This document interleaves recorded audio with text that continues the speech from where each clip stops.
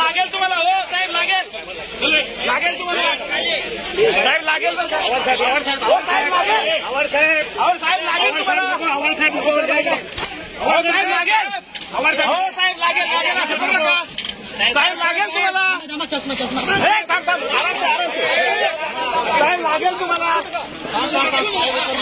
लागेल लागेल साहेब, लागेल लागेल गाडी मागली, गाडी मागली,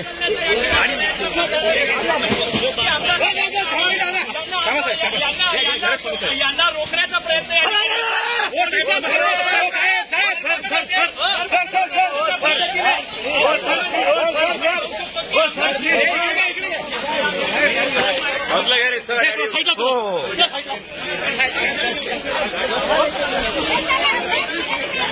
इकडे थांबवा बाकीचे, media media media media media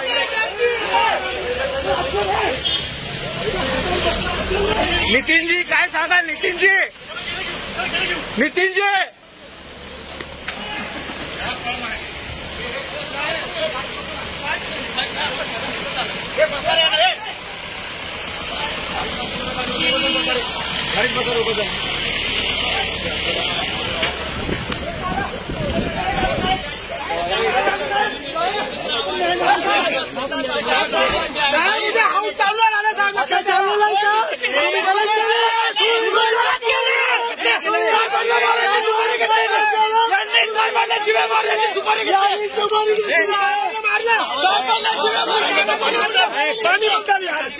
पानी कुस्ते कुस्ते साहेब नको,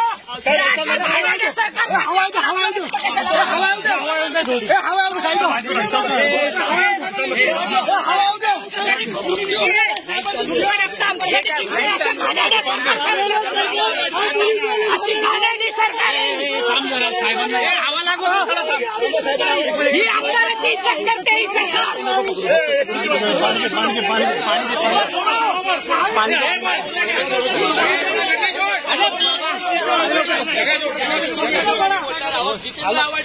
तुम्ही स्वतः काही करून देऊ नका, परंतु पोलीस या ठिकाणी मोठ्या पोलीस कार्यकर्त्यांची दुश्मन करतायत.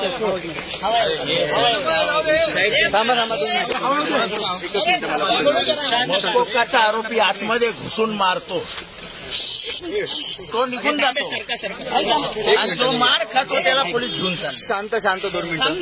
ह्याच्यावरती माननीय अध्यक्ष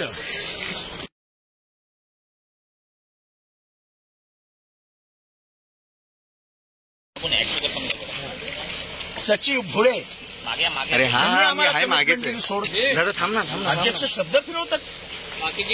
ह्या मंदिरामध्ये अध्यक्षाचं स्थान अक्षय हात सोडणं अक्षय मोठं असतं.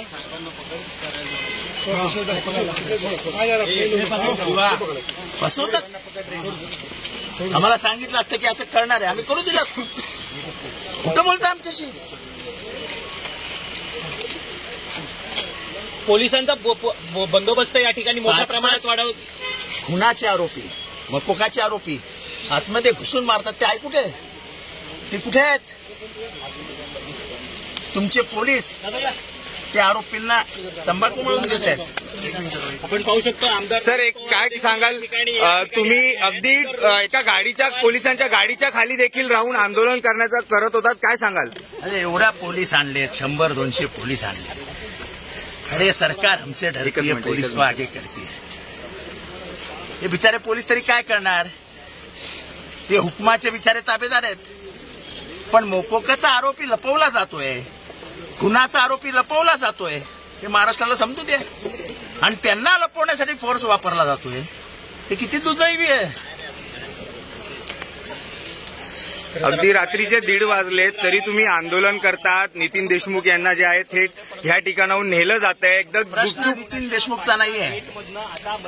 प्रश्न मारला कोणी कोणाला? एकाने खुणवलं, त्याच्या आजूबाजूच्या 5 जणांनी जाऊन मारलं. हा व्हिडिओ सगळीकडे आहे. मध्ये 5 जण कुठे आहेत? दादा काय सांगाल, तुम्ही देखील या आंदोलनात सहभागी झालात, काय सांगाल? हे फक्त सत्तेचा वापर केला जातोय, दडपशाही केली जाते. अख्ख्या महाराष्ट्राने बघितलेलं आहे काय पद्धतीने त्या ठिकाणी काय गोष्टी झाल्या. एक तर आव्हाड साहेबांनी काल परवा कुठेही त्या आमदाराकडे आला आमदार भाजपचा आणि अंगावर गाडी घालण्याचा प्रयत्न केला. अंगावर गाडी घालण्याचा प्रयत्न तर केला. दरवाजा उघडताना आयुषमध्ये दरवाजा उघडून त्या दोघांना लागलं, आव्हाड साहेबांना लागलं. 6 वेळा आमदार झालेले आहेत आणि तो संतोष देशमुखचा भाऊ स्वतःचे भावाला न्याय मिळावा यासाठी इथं येतो आणि तुम्ही इथं स्टाईल मारता.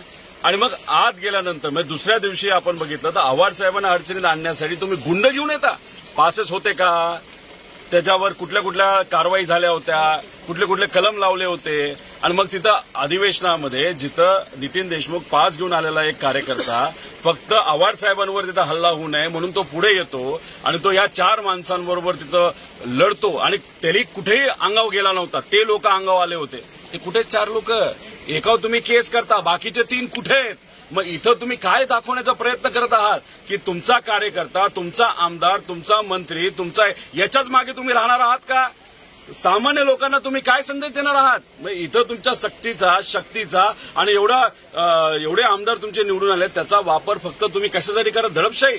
हे पटणार नाही, हे चालणार नाही. सेकंड सिनियर कोण होता? कार्यकर्ता भेट जाओ,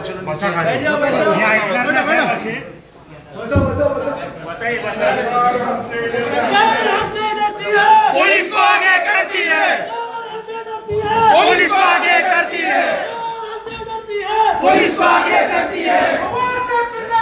हम तुम्हारे साथ हैं.